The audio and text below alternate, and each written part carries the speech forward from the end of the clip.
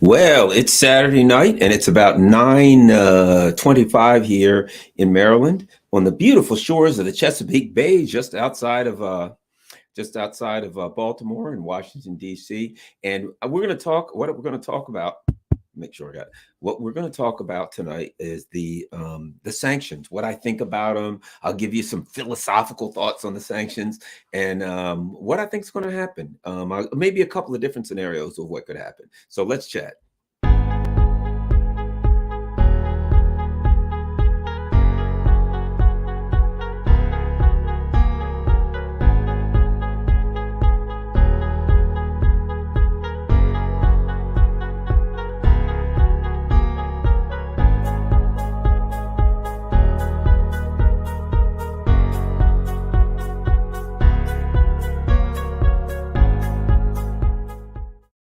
Hello, one and all. Garland Nixon here. Great to talk to you as always. My gosh, they're coming in. Oh my gosh, it's Diamond Hands. Now that's a cool. I always love the many names that I see in the chat. Viking Dave. Wow, this is awesome. But at any rate, so we're going to talk about the sanctions and what I think about them. A couple of things. So let's start here. Let me give you a little philosophical thought. Let's start with my Zen perspective on them, right? Interestingly enough, um, one could look at these sanctions and make the argument that Joe Biden didn't sanction Russia, he sanctioned the US, right?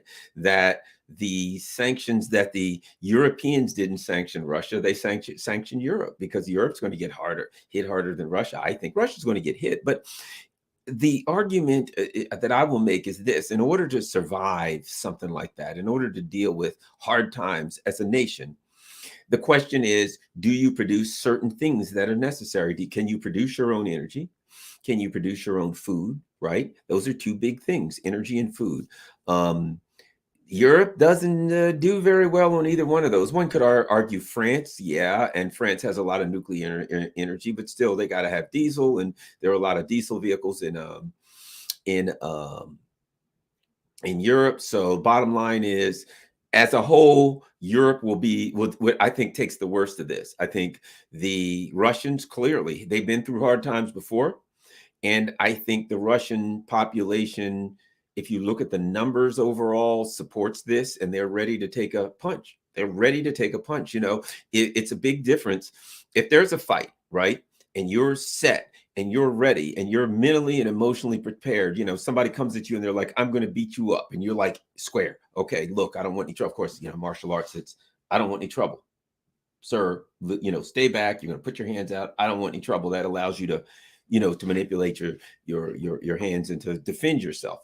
I don't want any trouble. Okay. You're prepared to take a punch. You might take a punch. You might take a hit, but you're prepared for that, right? And if you're prepared to take a hit, you're going to react to it a little better. That rather than you're sitting there and you're drinking a glass of water and some guy walks up behind you and slugs you, you're not ready for it. So let's start there. I think the Russian population, in looking at the recent polls that are up around 70% of the Russians feel or support this, politically, the Russian politicians are in a better condition, in a better position to take a political hit because the people there are going to like, okay, yeah, it's worth it. We had to do this, whatever. I'm not saying they all are, but the numbers are pretty high right now if you look at the polls. Whereas, politically speaking, particularly the Americans, because we're a long ways away, the Americans are more like, where's this country again and what's it called? The last we heard about it was was something about Hunter Biden and Russia, and we were told that was Russian disinformation and Ukraine? What do we need to know about it, right?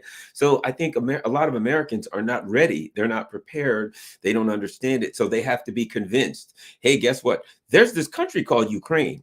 And shut up and wear this blue and yellow ribbon and get ready to pay higher gas prices and food prices because we got to protect their democracy. And then they're hearing other things. People are saying, hey, there's Nazis over there. And they're like, what is that? Don't worry about that. It's Russian disinformation.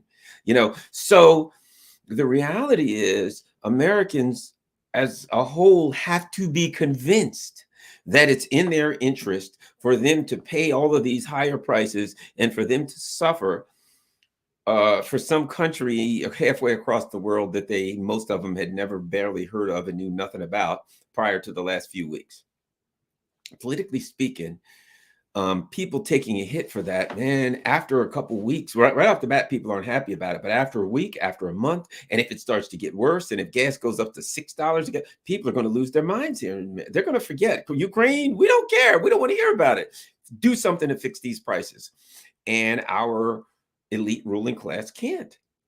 They're unable to. They're incompetent, to be quite frank. So I think a lot of people, now Stargazer says most citizens are brainwashed, zombies are easily let off the cliff. I mean, you can make that argument, but I believe that in the United States, that sounds all good and fine till people start paying $5 for a gallon for gas, and God knows if it goes up to 6 or 7, you're looking at, you don't want to be a politician in this country if they're paying $6 a gallon. You don't want to be at 5, but there will be a price to pay. Americans think about their own economic situation first and foremost, particularly, as I said, when there's a country that they have had to be convinced that it's in their best interest to take a hit for. And Joe Biden has done one of the stupidest things I've ever seen any politician do in coming out saying, okay, guess what? You're about to pay more, and it's because we're doing some good moral thing and we're making this guy over here pay a price, so you got to pay more. That's how you're going to pitch in. That's how you're going to help me with my foreign policy. You're going to help me pitch. You're going to help me pitch in to get Putin. And I think there are a lot of Americans going to say, well, I'm already paying taxes, and you're taking that for your foreign policy. Now you want my money for food and gas, and so this is what little euphoria there is, that's pumped up by nonstop propaganda. Man, I think that dies at the gas pump within 3 to 4 weeks. I really believe within 3 to 4 weeks, all of that dies at the gas pump. I also think that our ruling elites aren't competent enough to understand what they've done completely. One of the things I think is an issue here is this: our economic system runs a lot off of trust. It's like our markets and selling bonds. What is it? People trust that your economy is going to be strong and that it's going to be able to hold up, and that if they buy bonds from your company or your country or whatever the case, that in the long run, it's going to be solid and they'll be paid back, right? And bonds usually don't pay a very high interest, but over the long run, they're stable and people are going to buy them. So things run off trust. And one of the things that's happened here, in that the United States and its allies in Europe, vassals in Europe, have said, we're going to seize Russia's sovereign funds. And Russian billionaires, why, I don't know about this, for whatever reason, we're going to take their money and take their yachts, and they can't own football teams and things like that, which, to be quite frank, is it just because they are of Russian ethnicity? I mean, well, they're close to Putin. Don't you have to prove that number one? Don't they get some kind of a fair trial? So now we live in a society, whether it's in Europe or the US, where someone can say, you know what, a black guy did something bad, and Garland's black, so we're going to seize Garland's assets. We're going to lock up his bank accounts and blah, blah, blah, because someone of the same ethnicity. Well, Garland's part Creole. My grandmother was Creole. Well, a Creole person has done a terrible thing that we deem terrible. Other people may argue that it is justified, not justified, but we deem it's terrible. That person's Creole. Garland's grandmother was Creole. He's half Creole, quarter Creole, whatever the hell it is. We're taking his assets. We're seizing his assets. He can't own a football team. Oh, by the way, if you're an opera singer and you're Creole, you can't sing opera. If you, you know what? We're teaching about a book about a Creole person. We're going to shut that down too. These things don't seem like something that a stable society would do. So put all that together. If you're, just throw Pakistan, and you've got gold in London, you've got bond, your sovereign debt is spread around throughout the West. Don't you have to start thinking to yourself, if the EU and or the US gets pissed at my country They're going to take my sovereign debt. My money's gone. We're broke. Look what Joe Biden did recently. The U.S. was holding the sovereign sovereign funds of Afghanistan, right? $9 billion or $7 billion, whatever it was. And Joe Biden just said, we're going to keep it. And by the way, we're giving $3.5 billion of it to the people in the 9/11 lawsuit, which has nothing to do with the Afghan people today. That was 21 years ago. What's it have to do with the people in Afghanistan today?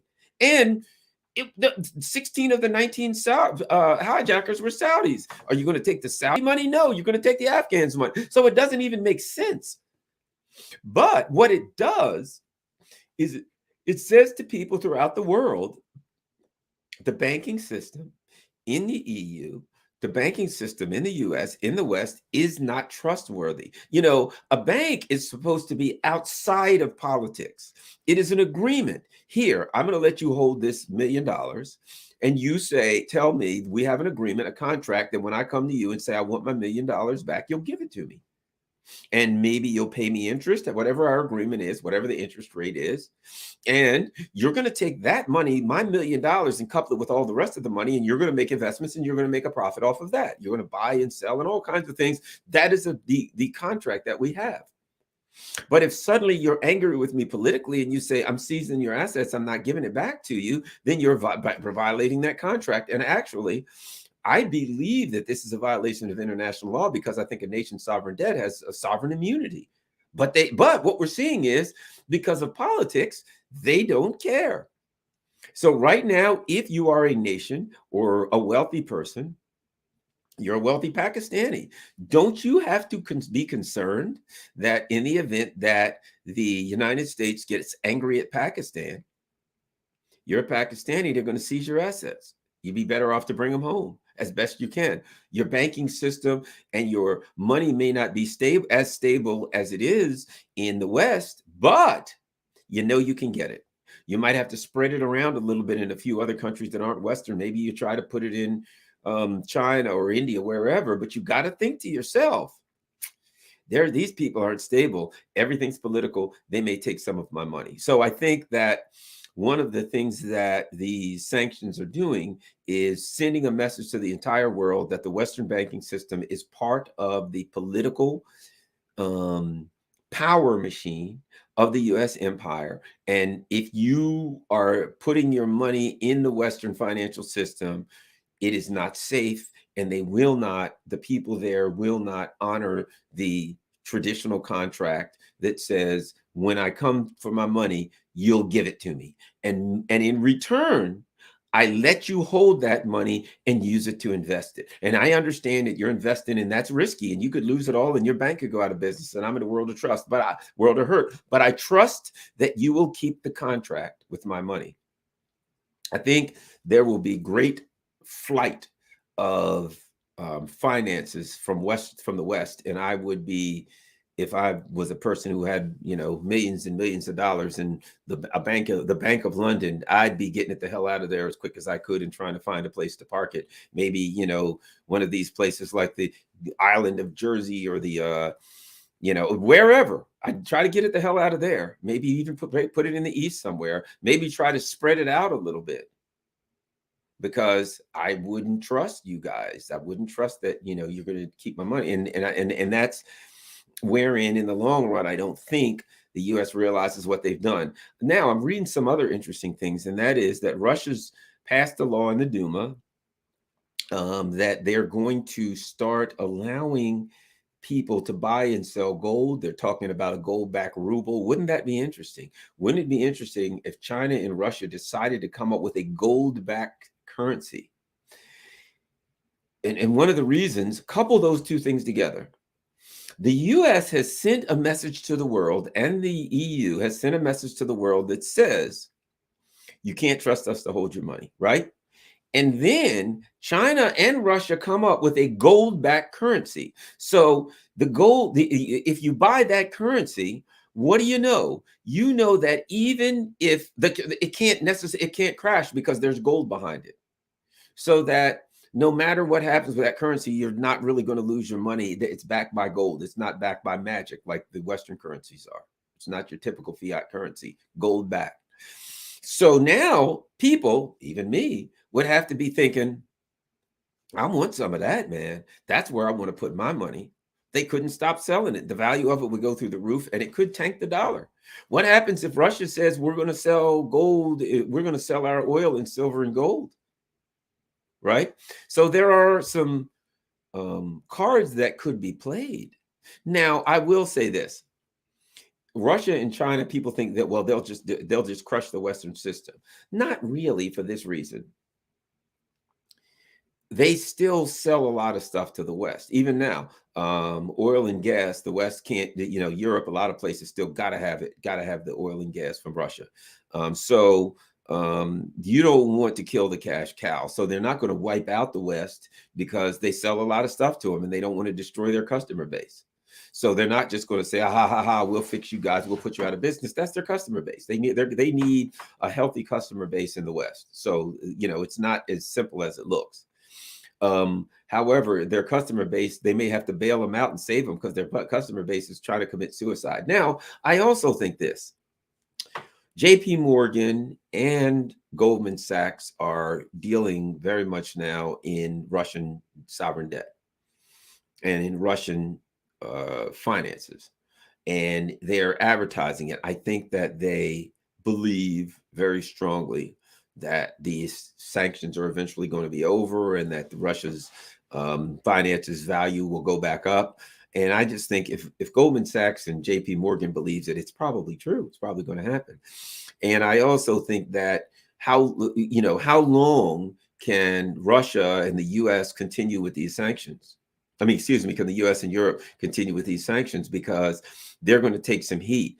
At what point does the EU say, holy crap, we're running out of food, gas is through the roof, oil is through the roof, we have to do something to alleviate the suffering. There's going to be regime change, and it ain't going to be in Russia. It's going to be in Germany and France, and you fill in the blank, on and on and on. These people are making powerful decisions that are going to significantly economically harm their populations. And I think at some point, there's going to be a price to pay, and they're going to wake up. I think one of the indicators to me, Joseph Borrell, he's with the NATO or EU, one of the guys, a real moron, to be quite frank with you, in my opinion. He is an insipid figure. But he said, well, I think that maybe we made a mistake. We've made some errors with Russia, and one of them is promising that Ukraine would go in NATO. And I'm thinking, you think? You think maybe now? You think, amazing. That might have possibly been an error now that there's a war and now that you've destabilized the entire economic system across the world with madcap sanctions.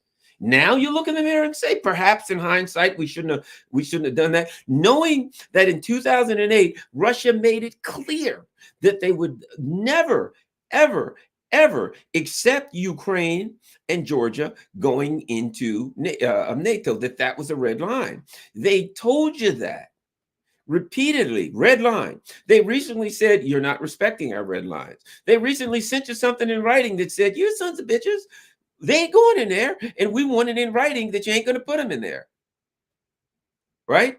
And they're like, and Borrell and these other Stoltenberg and these other idiots were like, Russia has no sphere of influence. They don't get a veto. We'll do what we want. Shut up, right? And I'm thinking, that would be fine if you were talking about Grenada or the Isle of Man.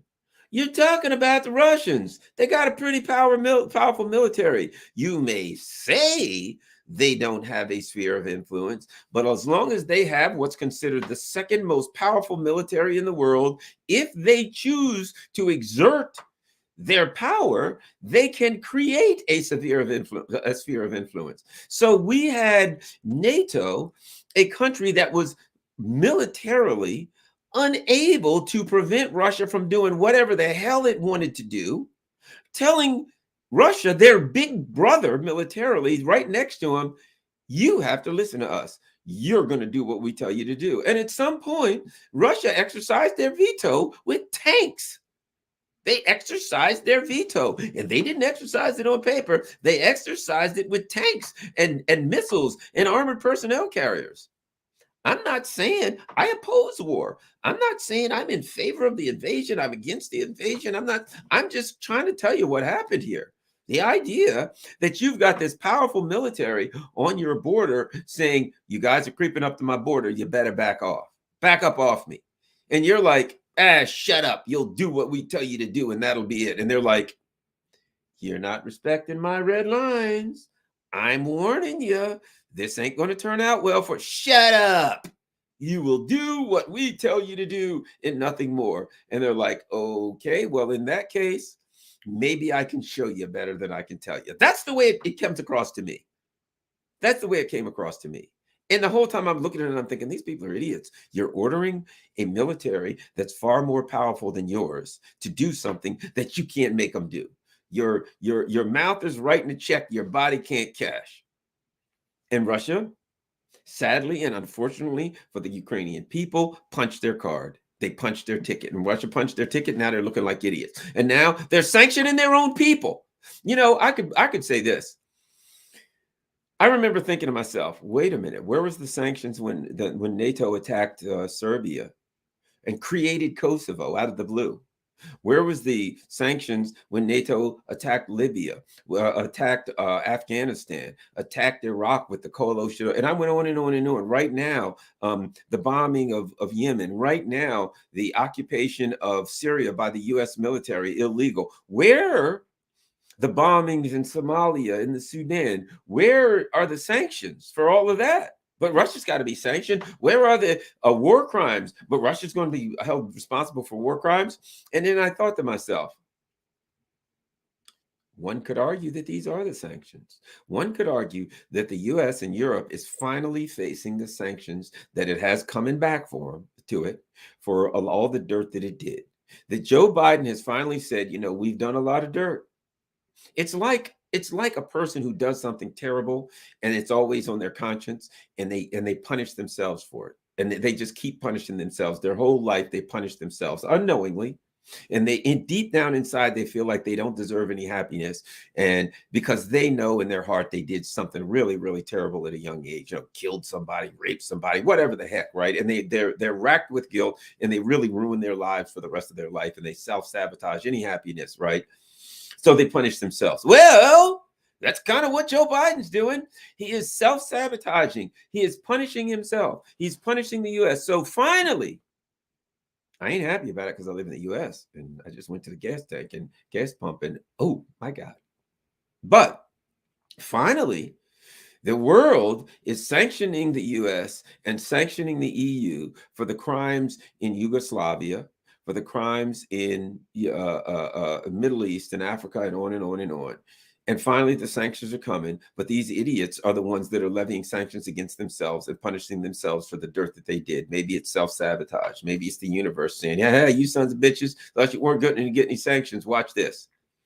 So that's a philosophical way of thinking about it. But in the real world, it's just a bunch of insipid morons. And you'd have to wonder. And here's what I wonder. You know, usually when sanctions are put in place, they never come out of place, right? But maybe the question is going to end up being, how much pain do you want? What happens a month from now? What happens in the U.S. if gas prices hit $6, $7, $8?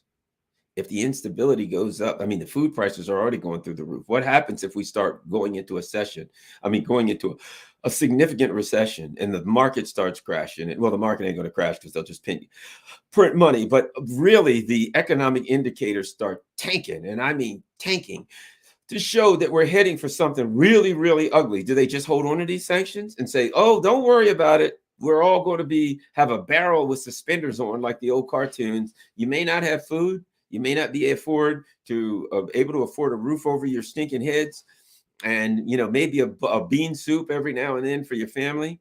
But boy, that Putin's really going to be feeling bad. We really showed him, didn't we? And we burnt you for fuel to do it. So in the long run, we're going to look at these sanctions, and I think either they crash us or we back out of them. The other thing is this. Here's the other thing too. Here's a possibility. Again, I'm just throwing some things out there. What happens if I'll put it to you like this? You jump off a cliff and you're in the air, right? You're in the air, and you say, perhaps I've made a mistake, I should reconsider. A little late, isn't it? You're gonna hit the ground. I don't care what happens. You're gonna hit, if you jump off at some point, we know how that story ends, right? You made the decision when you jumped, and when you got in the air, it's too late to reconsider. There's nothing you can do. You have committed. And you're going to get the outcome that you have committed to. Okay. What happens if we have opened Pandora's box with these sanctions in a way that we've driven a bunch of things, prices through for a number of things that are needed for industry, that are needed for fertilizer and things of that nature, right? And because of that, the fertilizer can't be created, the fertilizer can't be bought. Therefore, the crops don't grow correctly. We don't have enough food, and there's mass starvation. And all of these things, even if you go to Russia and say, hey guys, sorry about, come to think of it, perhaps we were a little out of line with those sanctions. Maybe we can work things out, right? But what happens if you're in the air? If in levying the sanctions, you started a snowball downhill. And even if Russia says, okay, sure, we'll work this all out, we'll be friends, which ain't going to happen. But let's just say it did. That you had started a process that couldn't be unraveled. And so things were snowballing out of control, and they're going downhill, and it's going to blow anyway. And that's the other part. They may have started a process that can't be stopped. Even if you work out a deal with Russia or who the hell ever, maybe you can't stop this process. So we will see. But I fear that we're in a deep and serious hurt. Okay, we're in a world of deep and serious hurt. So here's a question. Did Venezuela turn us down? Let's talk about that a bit. A couple of things. The way that Venezuela has been able to survive, I was in Venezuela about a year and a half ago. And the way they were able to survive is by help, they got by with a little help from their friends. And one of their friends was Russia. So Venezuela's not turning their back on Russia. B, they don't trust the United States as far as you can throw an M1A1 tank, because of they see what we did with the JCPOA, and they've seen our record of reneging on our deals. So the Venezuelans aren't going to trust us. Let's go one more. Even if the Venezuela said we'll work with you, they have been slowly rebuilding their oil industry with help from Iran. And one of the reasons they had so many problems was because their oil industry was built basically on mechanical platforms that were US based. And when the US cut them out, they couldn't get parts. So they had to kind of start from scratch. So in order for Venezuela to get going again, they'd have to rebuild their stuff. And there's no way they'd accept US stuff, because they believe, man, if we get all this machinery from the US to get going, the US is going to hold us over a barrel and try to screw us over anyway. And so, no, we'll do it, but it's got to be Russian or Chinese or Iranian equipment, right? So, and it would take 2 years at least to get them really up to speed, at least a year to get them really pumping well. They're pumping some now, I'm glad to say, and they're starting to bring some money back into their country, and the inflation has dropped and things are improving in Venezuela. And I'm glad of that. Personally, having been to Venezuela, I love the people there, and it's a beautiful, wonderful country, and the people there are fantastic. But I'm glad to see them doing better, but it's no thanks to us. We've tried to, overthrow the government. We've done terrorism against them. We've hacked their electric grid and cut electricity out in half the country. I mean, we've done terrible things to them. And meanwhile, we're going to President Maduro. I mean, I'm surprised Maduro didn't say, why are you calling me? Juan Guaido is the president according to you. And the U.S. still says Juan Guaido is in charge. Give me a break. I don't think Venezuela is in any mood to help the United States get their patooties out of the coals, right? And they'll do what they can do to benefit themselves economically. I don't blame them, but they are in no rush to save the U.S. And they're siding with Russia. There's no question about that. So the U.S. has gone to Iran and talked to Iran. And because the U.S. is really, at this point, the Biden administration, our leadership is really incapable of signing a deal, particularly any kind of a long-term contract and living up to it, which the rest of the world knows there ain't much chance that they're going to get a deal with either Venezuela or Iran. So, and isn't this possible?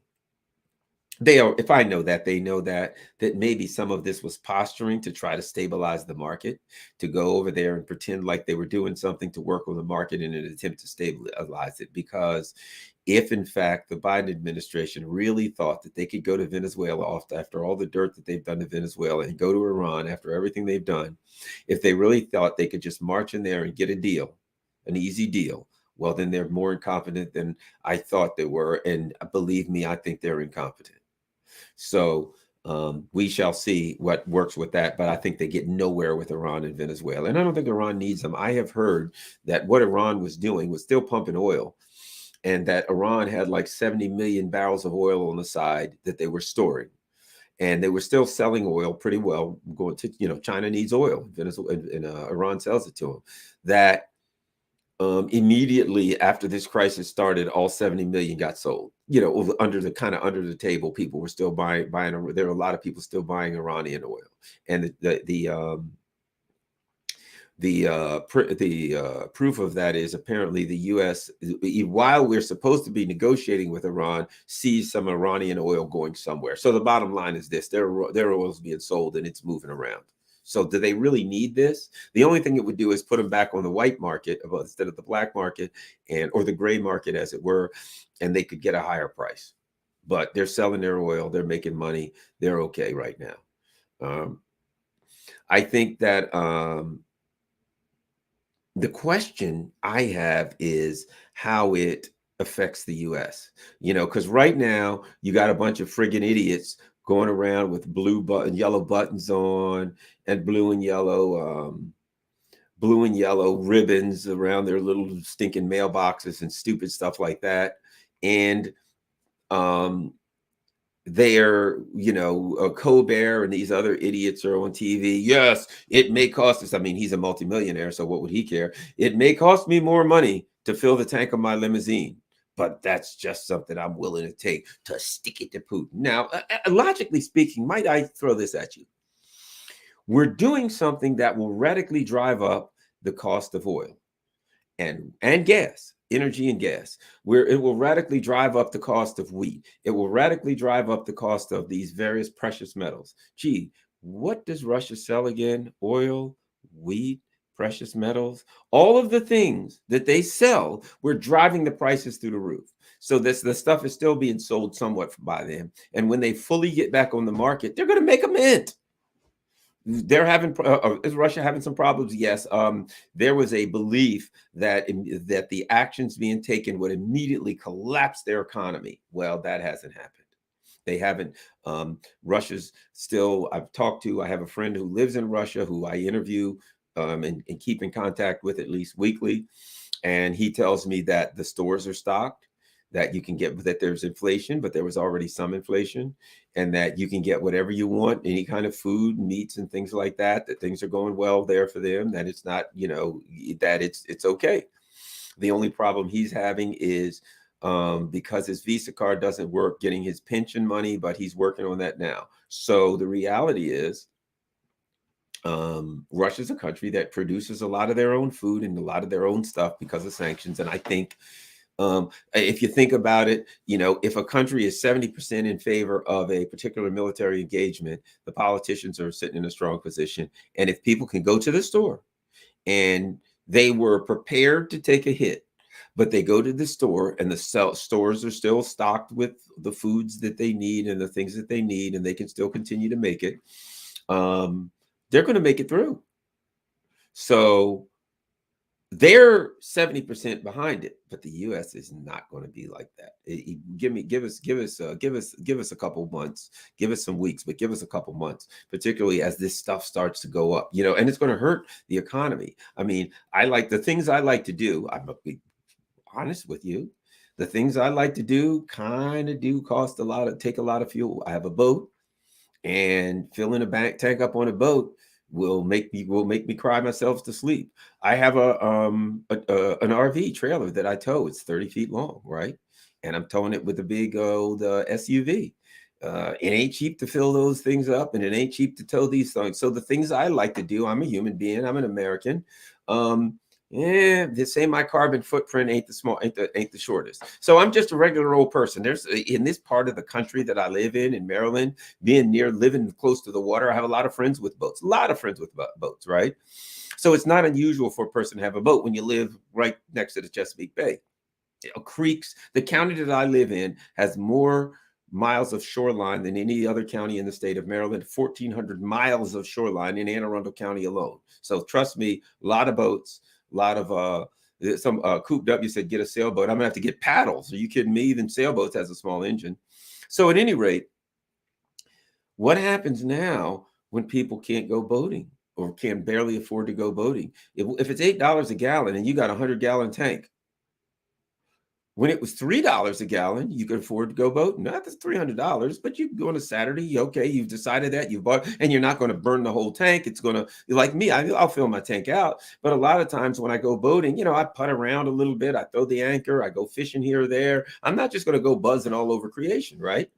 So if I get a tank, I'll get several trips out of it. But if you got a 100-gallon tank and you got to put $800 to fill it, I hate to, if I'm crying myself to sleep when I start the engine, and so people aren't going to be boating. People aren't going to be fishing as much. The people who take people out fishing on fishing trips and fishing guides, they're hurting. You know what they got to charge, and people aren't going to have it. That's going to reverberate throughout the economy everywhere, and you're just going to see a lot of pain. I mean, on and on and on. What's going to happen to the tourist industry, the boating industry, on and on. I have friends who have like farms. I have one friend of mine, I like to go hang out on his farm. You go there and he's got a big old farm. They got tractors. Then they have these, I love to get on the little ATVs and buzz them around, but it's a big farm. You got to have ATVs to get around. And then he's got some dirt roads and he's got a big truck, 4-wheel drive, because you got to go through the dirt roads and fix fences. People that live in rural areas, they got to buy gas and diesel fuel and things like that for their equipment to operate their farm. It's going to be devastating to a person who owns a farm. So looking at, life in America and looking at $6, $7, $8 a gallon, life in America changes dramatically, and people are not going to be happy about that. And I don't think a month out, people are like, Joe Biden, we're just happy that we can stick it to Putin. But the weird thing is, it ain't sticking to Putin, it's sticking it to us. So yeah, Biden's going to, I think barely a year into Biden's presidency, and his base isn't happy with him because he has not kept a single campaign promise, and the rest of the world the country is not going to be happy with him because he's going to have destroyed our economy. I mean, a year in, you wiped out the economy, you haven't kept a single campaign promise.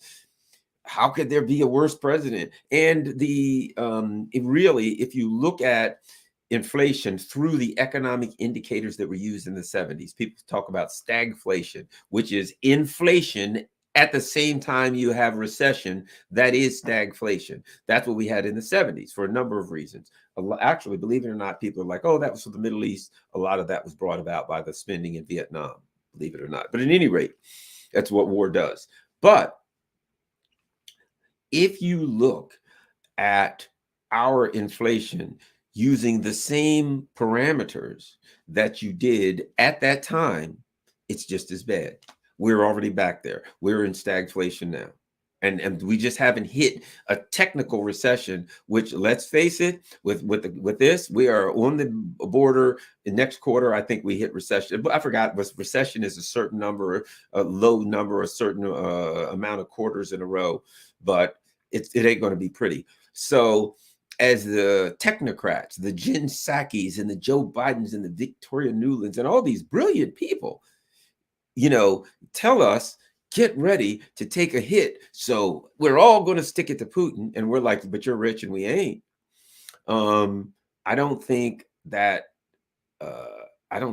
going to hold so I don't think it's holding now, but I don't think it holds but so long. So we'll see what happens. If in fact, let's go to another one. Let's just say that Biden et al. Et alia, Biden and company in his in the EU are even stupider than I think they are, and that's tough. If that is the case, come summer, the EU is wiped out. The EU is in recession. I say that the EU will go, that Europe will go into a depression. That Europe will go into a depression, not just a recession, a depression. That if Russia decides to retaliate, they could throw the EU into a famine. 50% of the agricultural products from the EU come from Russia, Belarus, and Ukraine. If Russia wants to say to them, tell you what you do, you either give us our sovereign debt back, here's a list of the sanctions you drop. Or Russia could say, drop them all or else. Technically, couldn't they? Russia could say, drop them all or you get nothing. Yes, we need this money, but we're going to give you a couple of months of pain. So here's what we're going to do. 30 days, nothing. No gas, no agricultural products, no nothing. You decide. You ain't got to say yes. That's up to you. But the next 30 days, we will import nothing to you. Not the precious metals and things you need for your factories. You're going to shut your factories down. No, you're not going to have electricity. You're not going to have nothing. 30 days, you get nothing. So if Russia, and that's the other shoe that has yet to drop, there's a shoe that has yet to drop. And that is, will Russia retaliate? And if so, how? Because I look at it like this. We're talking about the sanctions. This is important. I'm a peaceful guy and a peace-loving guy and all that kind of stuff, right? And for those who know, I was in law enforcement and I was very well trained, and I trained a lot of people. And one of the things that I trained people, when I ran the training division, I trained people firearms and stuff like that. Think about this: some guy starts shooting at you and you're pinned down. Are you just going to reach up and fire until you're empty? There's a term, conservation of fire, right? Somebody's shooting at you. If you get a good shot, you get a good shot, but you don't just lay there and shoot all your rounds. Why? Because you are empty. You're out of ammunition, and the other guy has a full clip, and that's not going to work out well for you. How about that? So what happens? What happened here is recently, again, one of the idiots, Stoltenberg, Borrell, one of these dolts, recently said, well, that's it. We've sanctioned Russia for all we could have, and we got nothing else. In other words, we started a firefight. We fired all our ammunition. Now we're out of ammo, and they haven't fired a shot yet. So one of the things that Russia did, keep this in mind, they released a list of unfriendly countries, right? A list of countries that don't like them. Nothing more, nothing yet. Right? That was a warning. You're on that list or you ain't. Well, who, oddly enough, who wasn't on the list? What's important, we could figure who it was on the list, but who wasn't on the list? China, India, Turkey. The Asian countries aren't on the list. They ain't sanctioned them. They're still buying stuff from Russia. The African countries, they're cool with Russia. The Middle Eastern countries, they're down with Russia. So the Asian, South American countries, they're all right. They're not. Mexico even said we ain't sanctioning Russia. We're not in. They ain't idiots. They got to eat. We all got to eat. They know their population's got to eat, and Russia sells wheat. And wheat is not only used for foods. Wheat is used for cosmetics. Wheat is used for medication. Wheat's used for a lot of things, right? I'm not a big bread eater, but the fact of the matter is a lot of countries are. And a lot of people use that for easy, cheap calories. There are poor countries, poor areas where that's one of the ways people survive, inexpensive calories. That's the honest, we're human beings. We got to have calories, right? I'm not a big bread eater. try to be a healthy eating kind of person. But hey, if I was real poor and I needed calories, I'd eat a stinking bagel. It's high in calories, right? So Russia has a list of unfriendly countries, which means there's people, not there. Okay.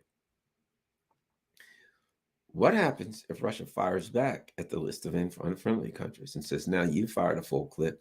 Here are the things that we're not going to export to any of the unfriendly countries. And there are things. So here's an example. The U.S. is in a bind when it comes to nuclear energy because we get most of our nuclear material from Russia. And we've got some nuclear power plants. What happens if Russia says, I ain't selling you none anymore? And those nuclear power plants don't have the nuclear fuel. And you have large places in America where you're having trouble keeping your power plants going because you don't have the nuclear fuel. The U.S. does titanium. I mean, Russia's big in titanium, aluminum, things of that nature. How do you build airplanes without titanium? So there are so many things that you need for titanium for particular fuels. I mean, particular industrial uses. So Russia still has some cards to play. Whether they will or not, I don't know how they will, because what they can do is just bargain and say, guys, okay, if you want to keep the sanctions on us, we're not selling you this, this, this. And they can target the countries. They can say, this is what that country needs the most. You ain't getting it. Or none of you guys are getting this. We're going to take out this industry, that industry, and it's gone. Unless you drop the sanctions and give us, some of our sovereign wealth funds back. So the U.S. and the EU have pretty much played most all of their cards. They've done this hair on fire, crazy frenzy thing as far as Russia did something. And keep in mind, in a lot of instances, the economic advisors of these countries told them, do not do this. And they did it anyway. Jerome Powell, I understand, has pretty much said, I wasn't consulted on this. And I think, to me, that's Jerome Powell covering it, CYA covering his own butt. That's the Fed saying, look, guys, when the pain comes down, we ain't taking the heat for it. When the American people say, what the holy hell is going on now? The Fed's going to say, they did not ask us, because if they ask us, we'd have told them not to do it. That's another issue that Alexander brings up. Fertilizer. Russia, Belarus, they have a lot of potash, and the gas is used to make fertilizer. So there's going to be a shortage of fertilizer, no fertilizer. Keep in mind something, in a lot of countries, the ground has been planted over and over again. The soil is exhausted. It doesn't have anything in it. So the only way they can get stuff to grow is just, drown it in fertilizer. What happens when you don't have any fertilizer in this poor ground? When this, some of the ground that we have in the U.S. is so poor, you couldn't raise an argument on it. And now it's going to be hard to get fertilizer. Oh my God, what's going to happen there? So I guess they'll be digging in the old horse stables like the Amish, right? In the spring, when you drive through Amish country in Pennsylvania, you smell the fields are smelling because, they store all of the horse manure year round, and that's what they use in their fields is horse manure. And so the Amish is going, I put it like this, the Amish is going to be able to eat. The rest of us, maybe not so much. So you're looking at, can I say, might I say this? It's the reason in 2016 I didn't vote for Trump, but I could not vote for Hillary Clinton because I kind of saw this coming. Because Hillary, it's just like Biden, they brought the neocons to power. And the neocons are ideologues. The neocons are fascists. The neocons hate Russia with a flaming passion and a racial hatred that is irrational. So I knew that and the neocons are elitist, and the elitists are not in any way connected to the people. They're not any, they like, well, I don't know anybody that smoked cigarettes. I don't know anybody that didn't wear a mask, or I didn't know anybody that, they don't know that there's people out here who are working class people who might oppose some of the things that they feel are, you ought to do. And that there's people, and I know people who do a little bit of everything, right? And all of us do. We have friends and we are normal people and things of that nature. But the neocons are elitists. They have no care for the working class, the working poor, and the poor. In fact, they have nothing but contempt for us. That's all they have is contempt for us, the working class, working poor, and et cetera. And so when they made their decisions, it was, we'll just tell the American people, you got to take a hit to get Putin. And in their minds, that's going to work out fine. In their little circles, in the Jen Psaki's and these people from the elite universities, everybody they know is cool with it. Hey, let me call over so-and-so, my buddy from Skull and Bones, who runs Company X now, that his father owned and made him president of when he died, right? Hey, Joe so-and-so, you wouldn't mind paying an extra $1 for gas, would you? Gas? What's that? That's what they put in my limo? Yeah, okay, yeah, whatever. I'm busy right now. I got to talk to somebody about my summer home on the Cape. So to them and their ilk, to them and their class, What's a dollar, two, three, four, five for gas? It's an inconvenience, but not really because they don't fill the gas in their limos anyway. That's what the little people do. You ride past gas stations and you don't ever go to one. It's kind of like, and I know the feeling because, as an example, I've been there with the black car thing, where I went places in the black cars, and you realize something. A driver picks you up, opens the door, you get in, you go to X place, you get out. You don't even never see a gas station because that's what the gas station is. The driver's supposed to have stopped there and filled it up before he picks you up. So you don't have a concept that gas stations exist. In the same way that George H.W. Bush, one time in the 80s, they took him to a grocery store and he didn't understand the whole concept of putting stuff in there, and that they were ringing up the items and all, and he was confused. Why? Because that's what the cook does. That's what the help does. That's where those people are. Food prices is something you read about.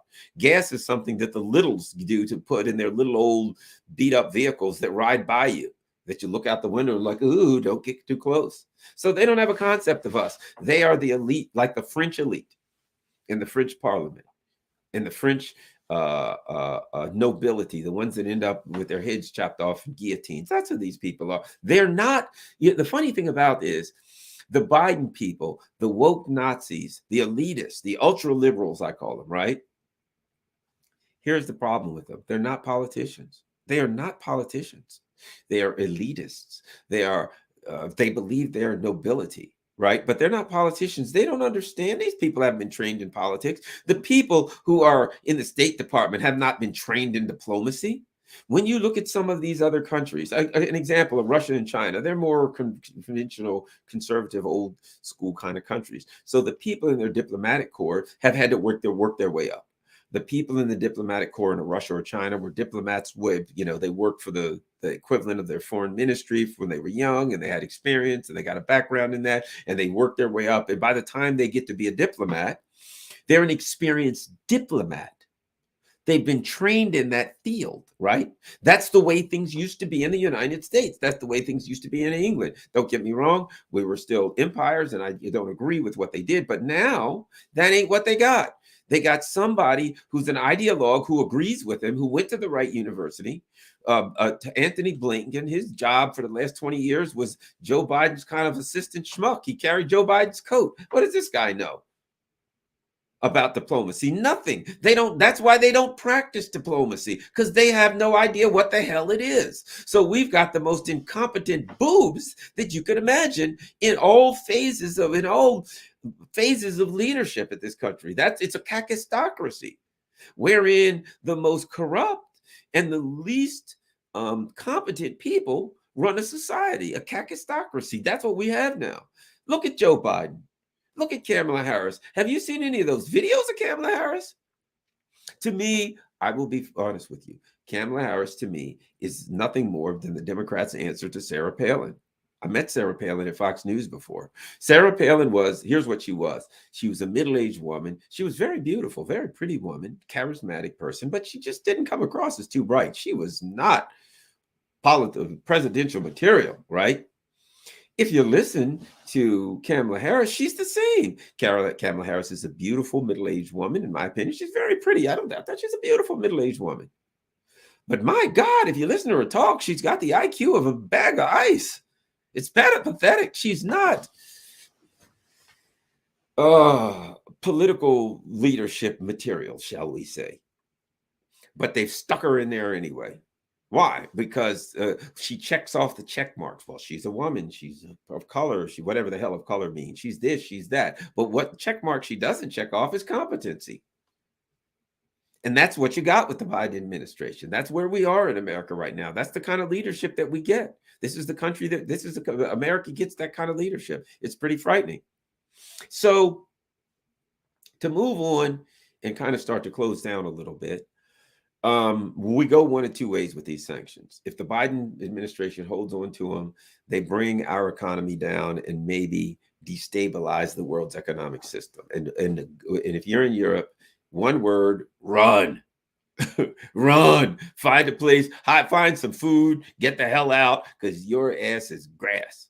And one could joke by saying your grass is grass and Vladimir Putin's the lawnmower, but it wouldn't be, because Putin ain't coming after you. Your own people are the lawnmower.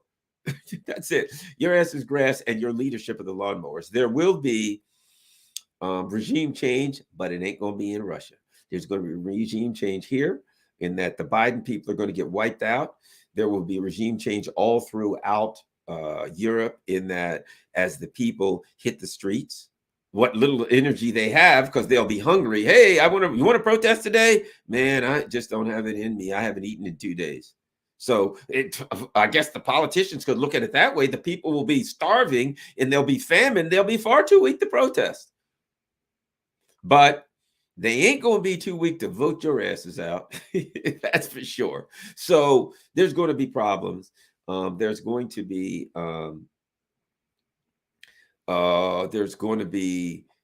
unrest in Europe, and I think that within a month, if the U.S. sees gas prices continue to go up, like I think they will, I mean, God, for God's sake, man. And so things could make a really bad turn for the worst economically. We don't know what's going to happen. And what happens when the factories start shutting down? I mean, the U.S. is we've deindustrialized, so all of our factories have gone to China. And China is not sanctioning Russia, so they're not going to have any trouble getting what they want. But again, what's the problem going to be? All the stuff is going to be very, very expensive. So what they get is still going to cost more for everybody, because the market prices are going through the roof on lots of things. And no matter what, once again, the working class is going to get 3 things, and 2 of them are blued and tattooed. So obviously the first one is screwed, right? So at any rate, wow, we're getting close to an hour. Well, I want to thank everybody for taking their time out on a Saturday night. I've done like 2 different podcast interviews today, and I am tired. One of the things I got to work on starting tomorrow, I've been lazy, is getting on Rumble and Odyssey, because people like me who oppose imperialism, who will argue that the U.S. empire acts in a manner that's detrimental to the American people and detrimental to the world, who I tend to critique U.S. foreign policy from an unbiased position. So I'm not just a cheerleader with a stupid, stinking yellow and blue ribbon on my mailbox. God, I hate these colored ribbons. Yellow and blue, the ribbon, the ribbon sheep. Put a ribbon around a sheep's neck and he's happy. I think that people like us, could face being tossed off of YouTube. I hope not, but it could happen. So I got to get my presence up on Rumble. I got to get my presence up on Rockfin, and I got to get my presence up on what the other one, Locals and stuff like that, in Odyssey. I definitely want to get Odyssey also. So I'll be working on that. And what I also want to start doing is simply not even watching anyone that I watch that is on these other platforms. I want to start watching them on the other platforms. One of the things I'm really tempted to do this, is just move my presence to these other platforms and not even do anything on YouTube. I was talking to somebody today and they said, what do you think needs to happen? And I said, I think that one of the big boys, or some of the big boys, the Russell Brands with 4.5 million, the Jimmy Dores with like upwards of 1 million, some of the big boys, once some of the big guys like that on YouTube just say, I'm out of here, I'm not on YouTube anymore. Maybe they come on and they start their show and they say, okay, thanks everybody, I'm on, thanks for talking, but you're going to have to go over to Rumble or whatever it is they're on. I'm on Rumble, Rockfish, Odyssey, blah, blah, blah. You can go over there and watch me right now. I think, but I'm not broadcasting on YouTube anymore. I would like to see the day when the big boys start doing that, and I'm game. I'm down. So I'm considering doing that, but not just yet, until I'm more familiar with those other platforms. All right. Thank you very much. And, somebody's got to have the guts, right? I know people that are over there all the time simply because they, they're not down with being censoring themselves or being self-centered. So self-centered, that doesn't sound right, but you get my point. I don't have a lot of energy tonight. As you can tell, I'm tired. Been a long day, and I've done My God, an hour and a half with one guy and an hour with Crypto Rich. We did talk a lot of stuff. He's in England. And then with, I forgot what it is, the Radical Black Network or something like that. They wanted to interview me and I was on for an hour and a half. But at any rate, I had a good time, but I'm tired. Busy day. At any rate, thank you very much. I appreciate everybody. Coop W is always down. Coop W is always hanging out with me. So thanks a lot, Coop, and everyone. And I'm tired, so as you can tell. I'm going to go try to turn on my NBA game and look at that a little bit, such as I can. Oh, by the way, that's right. We got to turn the clocks forward 2 hours, don't we? Yikes. And I got to get up. So peace. I will talk to you all later, and we will chat again tomorrow. Thanks. Don't forget, at Garland Nixon on Twitter. Follow me, Garland.Nixon on Instagram. Just plain old Garland Nixon on Facebook. But, you know, I am actually in Facebook jail to the end of the month. So, yeah, whatever. And you can email me, garlandin@gmail.com. Peace. I'm out.